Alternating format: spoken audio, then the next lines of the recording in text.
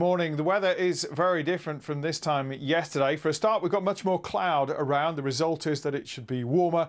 The sunshine coming through eventually, though it could be a bit of a struggle for some of us. Quite a cloudy start to the day. Some drizzle around actually for eastern parts of England. That will slowly clear away. The cloud reluctant to break in the southeast corner, but elsewhere across England and Wales, some sunshine coming through. Some sunshine for a while across Scotland and Northern Ireland. The wind picking up, though, will bring some rain into the northwest during the afternoon. Where the sunshine comes out, it should feel quite pleasant in that westerly breeze. The wind will die down across the north overnight. The rain pushes southwards, becoming very light and patchy, working its way into England and Wales. Quite misty and murky over the hills once again, and temperatures about 14 or 15 degrees. So a mild start to Sunday, but it could be quite cloudy for most of the day across southern parts of England and Wales. Some drizzly weather towards the southwest, brighter weather towards the north, where most places will be dry with some sunshine. Top temperature 19 or 20. Don't seem to understand your USP. You're not going to make me rich, and I don't think you're going to make yourself rich. You cannot be for real. It's a complete waste of time. Ridiculous, ludicrous, stupid, insane valuation. To come in here asking for 100k, you're off the wall. I'm out. I'm out. You're talking rubbish. I'm out. Dragon's Den returns, Sunday the 9th of September on BBC Two.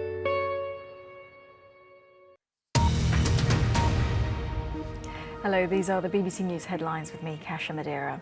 Firefighters in southern Spain are struggling to control a huge wildfire near the tourist resort of Marbella. Planes and helicopters are being used to drop water on the blaze on the Costa del Sol. Thousands of people have been evacuated from homes and hotels, and at least one person has been killed. The runner-up in Mexico's presidential election, Andrés Manuel López Obrador, has said that he won't accept a court ruling validating the July poll.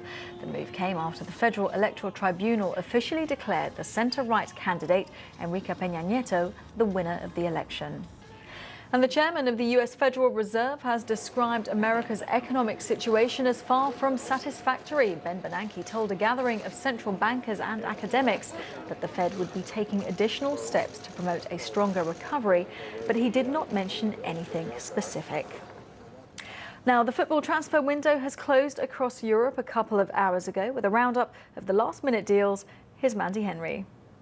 After an incredibly busy day, the transfer window finally closed at 11 o'clock tonight. It's always a day of drama in the world of football, and our sports reporter Richard Conway has been following all of the activity that has taken place so far and joins me now. And Richard, we'll start with at White Hart Lane, and AVB is clearly a man that wants to make his mark on this team at White Hart Lane, isn't he? Clearly, if tonight's dealings are anything to go by, Mandy, you know, we've seen Clint Dempsey, that saga has gone on all day. He is now a Tottenham Hotspur player.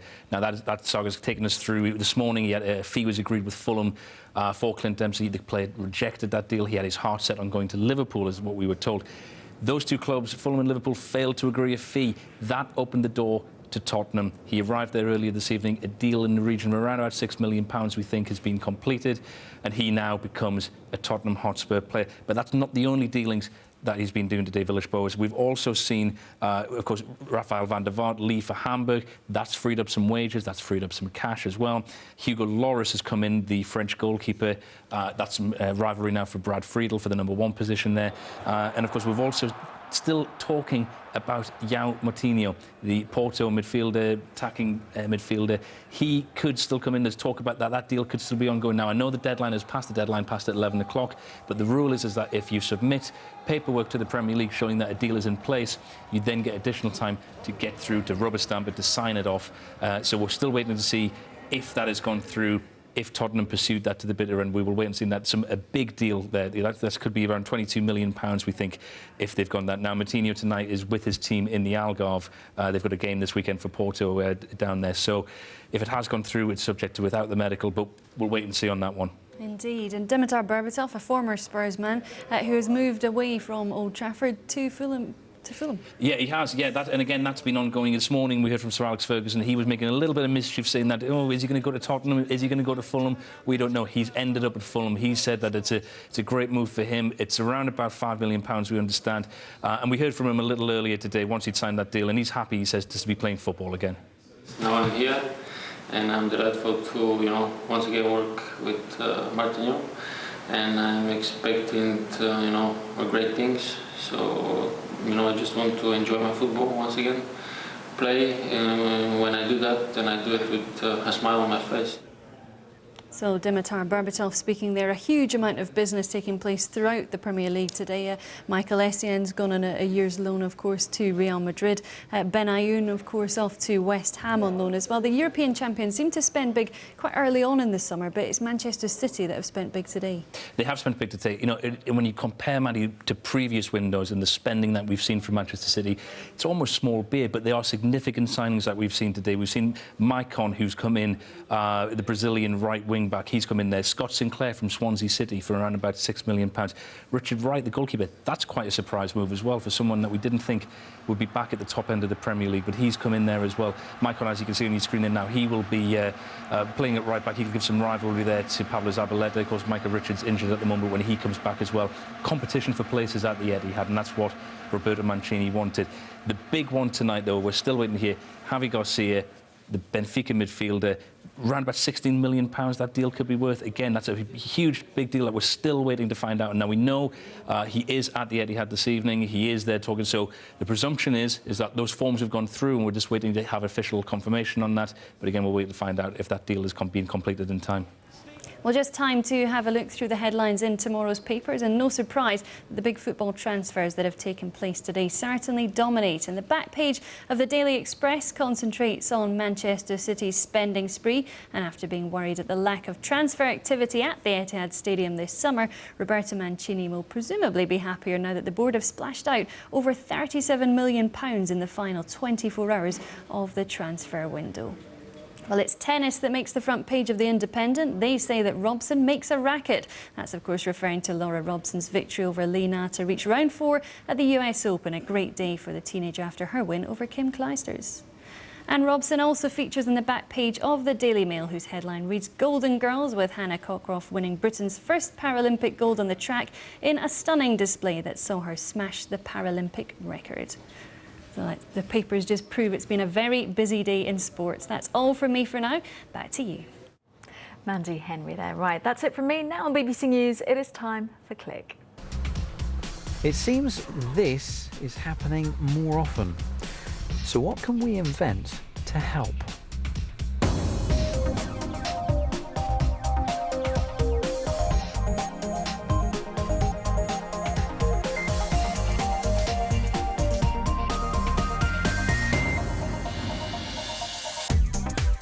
This week on Click, we travel to Thailand to discover the rush of new technology created to help the flood victims of the future, and to see how the growing threat of the super wet could change the way we live forever. Our necks can't do this, but now our cameras can. We take a 360-degree look at the best way to shoot everything at once. We've also got the latest in that Apple-Samsung spat in news, and tigers in Webscape. Oh yes. Welcome to Click. I'm Spencer Kelly. It seems like many countries around the world are suffering from freak weather conditions, and one of the worst hit has been Thailand, where last year millions of families were hit by the worst floods in a generation. But that horror has sparked some homegrown innovation that could be useful to the rest of us. Dan Simmons reports on some of the answers that Thailand has come up with. Outside the capital, things look dismal. All this water could take weeks to recede. In 6 long months last year, it rained a lot in Thailand, and when the dams to the north couldn't cope, the floodwaters poured southwards. More than 800 deaths were, at least in part, attributed to the disaster that followed. And it's amazing how precious this is when it's all around you. The Red Cross was able to help in large towns, but in outlying areas cut off from roads, their water recycling vehicles were useless. What they needed is what's been developed since. The SOS Mobile Water Filtration System, powered by the sun.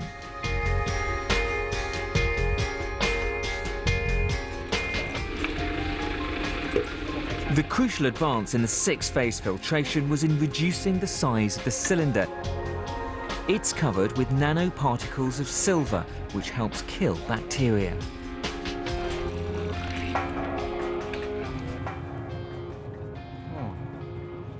It doesn't taste too bad either.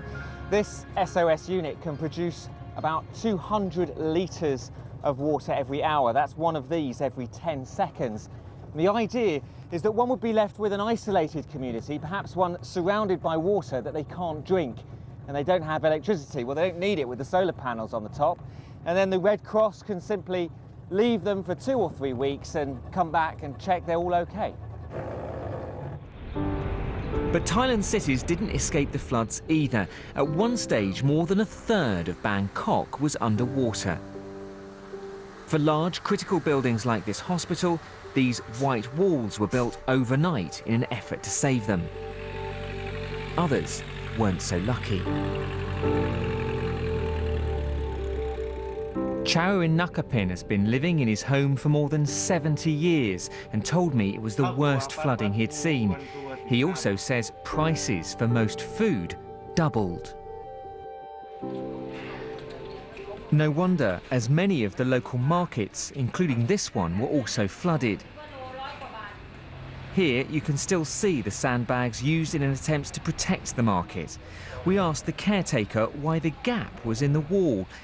Because people used to sleep here, he said. Now it's devastated and all fenced off.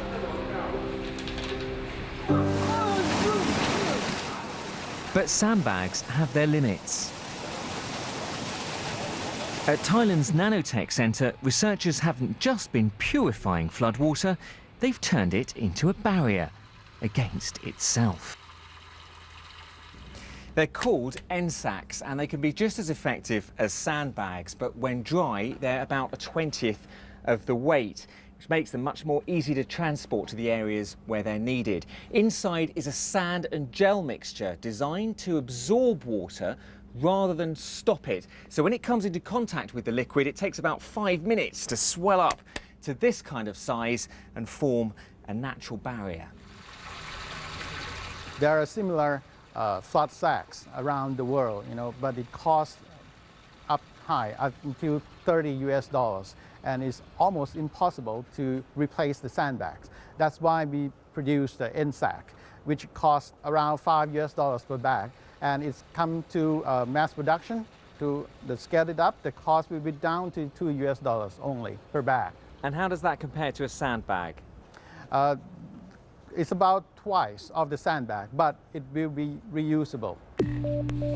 The centre hopes to catch investors willing to take these ideas on and make them a commercial success, in turn paying for the government's investment in the research.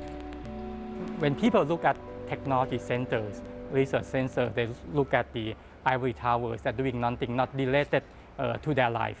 Our job is to use that very high-tech products, high-tech things, into the things that they can see every day, something that matters for them. This unique mosquito net has also attracted attention. Following floods, the standing water acts as a breeding ground for mosquitoes, which in turn spread viruses and disease. This new net has a pesticide locked into the fabric, so unlike similar nets, it's washable and lasts 5 years. The fibre entangles the mosquito's legs, through which the pyrethroid travels, killing the pest and protecting those inside.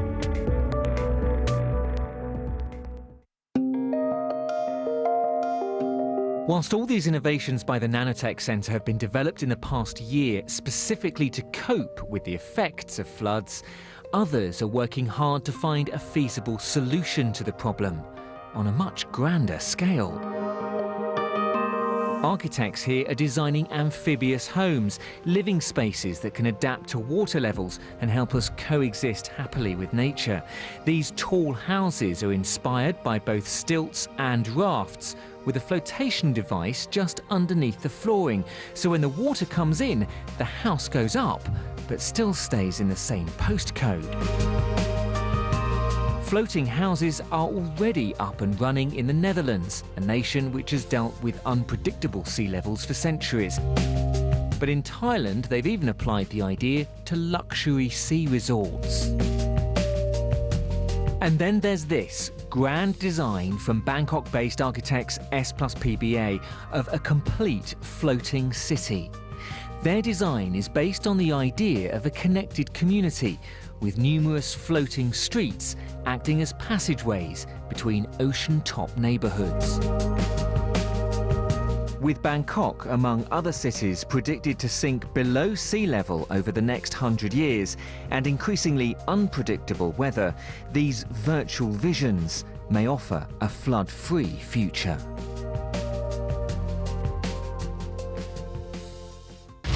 Dan Simmons in Thailand. Next, a look at this week's big tech news stories. Most of Samsung's best-selling Galaxy smartphones could be removed from shelves in America by Christmas. A hearing to decide whether the phone should be banned has been set for December after a court last week found Samsung had copied aspects of Apple's designs and technology. The South Korean giant was ordered to pay more than $1 billion in damages, but the move won't affect Samsung's latest S3 model, as that was released after the court case began. Samsung itself had some good news this week, launching an assortment of phones and tabs that aren't banned yet, and a new range of multi-touch PCs with voice recognition at Europe's largest tech show in Berlin. Both Samsung and Sony are also showcasing new ultra-high-definition 4K TVs. Plus, for Sony, a splash-proof tablet with accessories to turn it into a laptop and Microsoft Surface-style keyboard cover. We'll have all the exciting bits to come out of the IFA Consumer Electronics Show on next week's edition of Click. Researchers say they've finally shown that listening to loud music on earphones causes deafness by having a similar effect on your auditory nerves as multiple sclerosis. Scientists at the UK's University of Leicester concluded that noise levels above 110 decibels lead to loss of the myelin sheath, which protects the nerves going to the brain, though they added that over time the body can regenerate the protective substance. And finally, a hip-hop tune that's positively interplanetary, thanks to NASA's rover Curiosity, which has sent the first song from another planet. Reach for the Stars by will.i.am took 15 minutes to reach Earth. Not bad for a 166 million kilometre journey. It's not the first time we've tried beaming a track back to base. In 2003, British band Blur was set to debut one of their songs, also from Mars. But the European-made lander lost contact and was never heard of again. Which can't be said for Blur, who won a Brit Award earlier this year. Over the last decade or so, the world of photography has undergone a revolution. Digital cameras allow us to review our shots instantly, and the files they create allow even the most amateur of enthusiasts to rescue and enhance their pictures beyond a film photographer's wildest dreams. And now there is a new fad doing the rounds. Literally doing the rounds. Mark Chislak has been finding out more.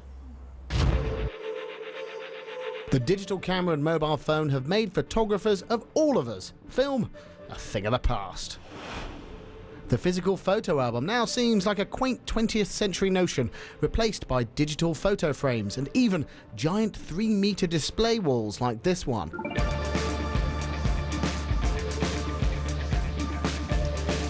The technology inside cameras and the different ways that we enjoy the images that they've captured have evolved rapidly in the last couple of decades, but the basic principles of photography remain pretty much unchanged.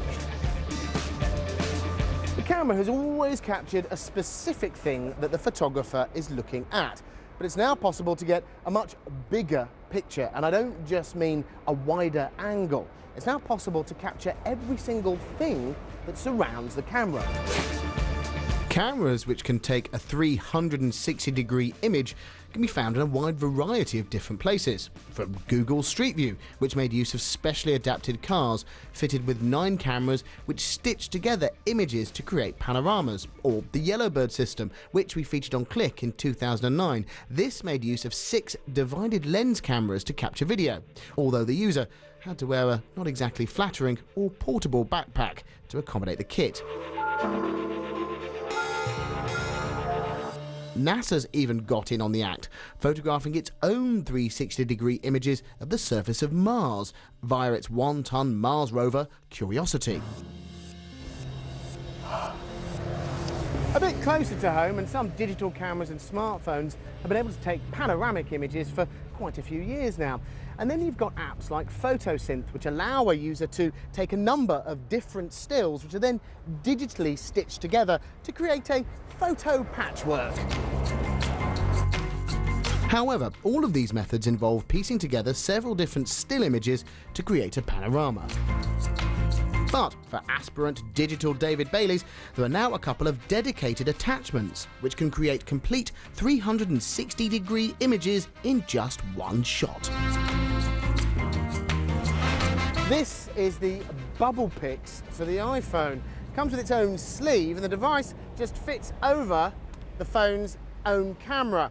You push the top like this and it reveals a 360-degree lens underneath. You fire up the app and then you're ready to take your very own 360-degree photos.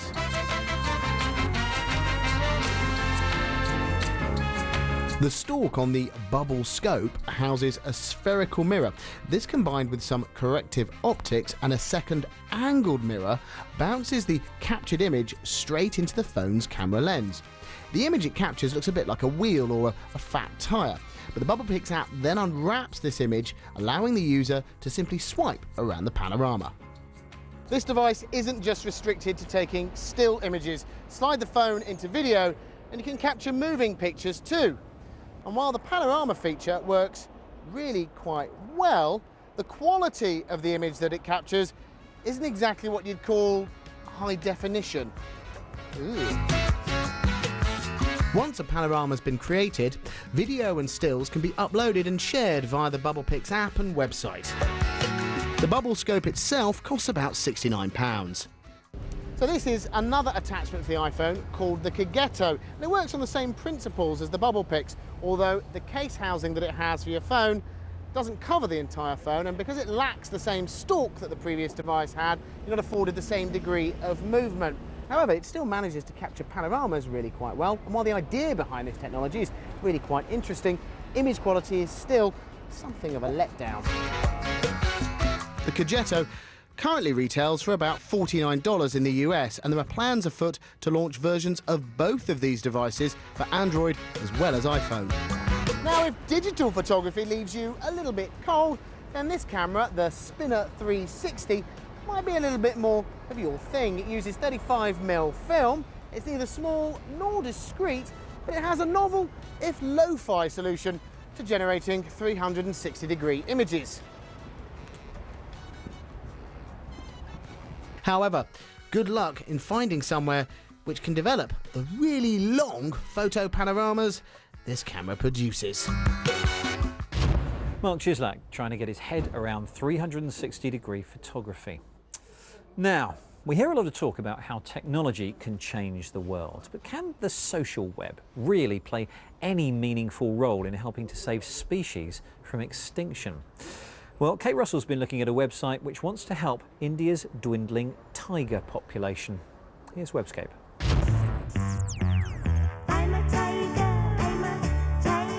Tigers.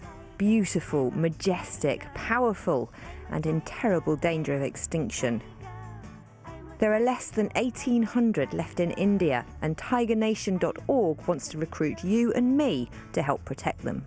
The site uses cutting-edge image recognition software to ID photographed tigers by their stripes, literally like a fingerprint, building the story of their life and movements. I'm a tiger, I'm a tiger. The photographs are taken by park rangers, those living close to the parks, and the many millions of tourists who go through every year with their cameras. Well, at least those tourists who know about the website. To have your own photo added to the mix, you just upload it to the site, it will be ID'd, and then your spotting, or should that be striping, will be added to the mix. It's free to follow one tiger, with subscriptions that benefit the charity if you want to see more. You can also just explore the beautifully written and presented articles and features. A feast of big cat drama that's really thought-provoking too.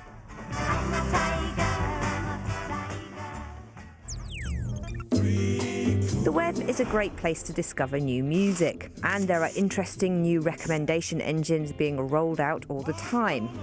Wobio is a new kid on the block for this genre. Similar to Grooveshark, it offers free music streaming with the ability to tailor-make your own YouTube radio station and share it with friends, all wrapped up in a pleasingly simple interface that lets you set a customised backdrop for people to see when tuned into your station. The social features make it a great place to connect with friends, but also with bands and artists. So it's perfect for up-and-coming young groups to connect with their fans and start building a following. The site itself is also quite young, and I was very impressed with their response rate when I reported a bug during reviewing. Link to Facebook and Twitter to make sharing super easy. Well, this is a social site after all. There are no smartphone apps as such, but the mobile site works great across all platforms. Just remember, streaming music is going to devour your data plan if you're not on Wi-Fi. It's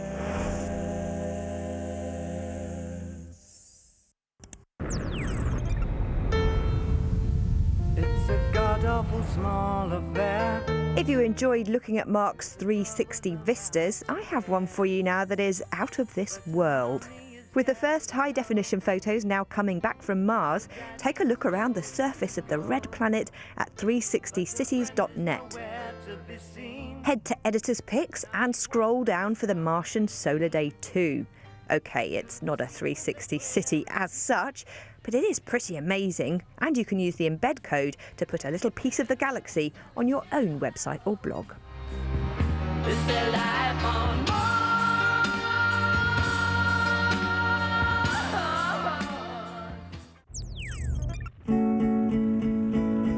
Never mind the Mars rover, our smartphones might have an onboard processor more powerful than the first moon landers, but they still know how to play a pretty good board game. GT Games is a free app for BlackBerry that will help you while away the time with a selection of classic casino-style games, played on your own or head-to-head with other gamers across the world. The downsides? You're given limited free play credits a day, and you might not find anyone to play with. There is a simple social side to this app that lets you build a network and chat whilst you're playing. The games themselves aren't exactly groundbreaking or particularly special, but I don't think that really matters when you've locked horns with somebody in mortal battle on an old classic. Oh, you sunk my battleship. Luckily, there are plenty more battleships where that came from, and slot machines, and card games, roulette wheels, snakes, Connect 4 counters. Just don't forget about real life while you're playing. Okay. Like a boy with toys and trains. Kate Russell's Webscape, and as usual, if you missed any of those links, they're all up at our website, bbc.co.uk/click. While you're there, you can also check out an archive of our previous reports too. And if you'd like to get in touch, join the conversation at Twitter. We live at BBC Click. That is it for now, though. Thank you very much for watching, and we will see you next time.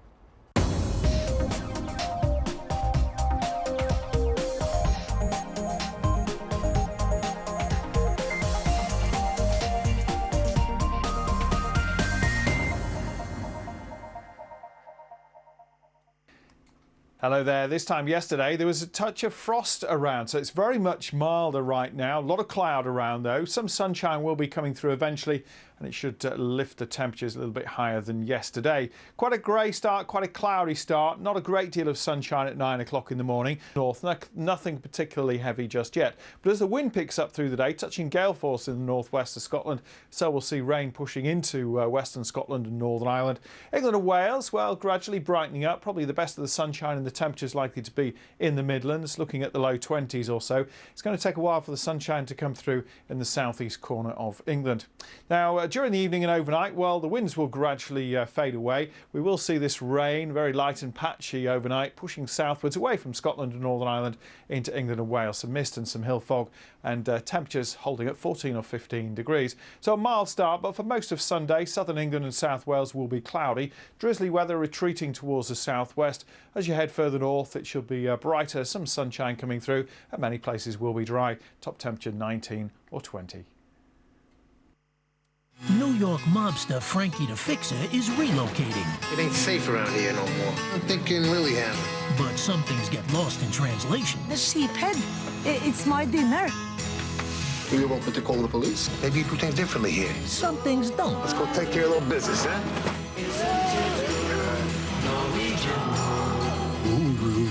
Is this a threat? Maybe that's just cultural differences. New comedy drama Lilyhammer starts on Del Sol as wildfires threatened the resort of Marbella. One man has died. Mexicans now know who their new president will be. On the first day for track and field events at the Paralympics, the hosts win gold in the T34 100 metres wheelchair race. Welcome to BBC News, broadcasting to our viewers on PBS in America and also around the world. I'm Deborah Mackenzie. And coming up later for you, as close to 250,000 flee the conflict in Syria, the UN says this could be one of the biggest humanitarian emergencies of the last few decades. And Republican presidential nomination Mitt Romney accuses President Barack Obama of failing to deliver on his promises.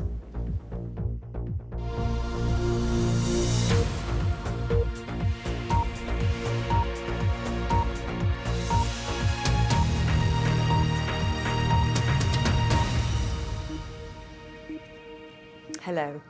Firefighters in southern Spain are battling to control a huge wildfire which began on Thursday, forcing thousands of people to evacuate their homes on the Costa del Sol. One person died as the blaze, fanned by strong winds and high temperatures, reached the outskirts of the popular tourist resort of Marbella. As Tom Burridge reports, the area has been particularly badly affected by fires after one of the driest winters in decades. Fanned by hot winds, the fire moved quickly through an area of countryside in the heart of Spain's Costa del Sol. The flames destroyed homes, apartments and businesses not far from the resort of Marbella. Dozens of aircraft and hundreds of firefighters